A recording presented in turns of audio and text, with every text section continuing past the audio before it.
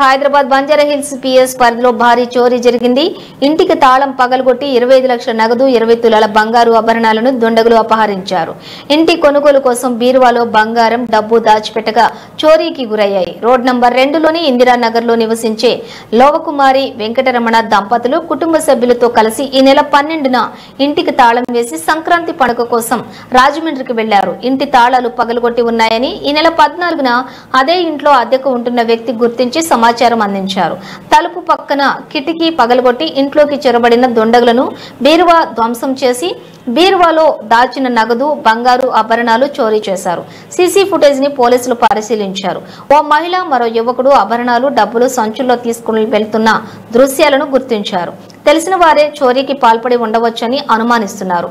బంజారాహిల్స్ పోలీసులు కేసు నమోదు చేసుకుని దర్యాప్తు చేస్తున్నారు. చోరీకి పాల్పడిన యువకుడిని పోలీసులు అదుపులోకి తీసుకున్నట్లుగా సమాచారం.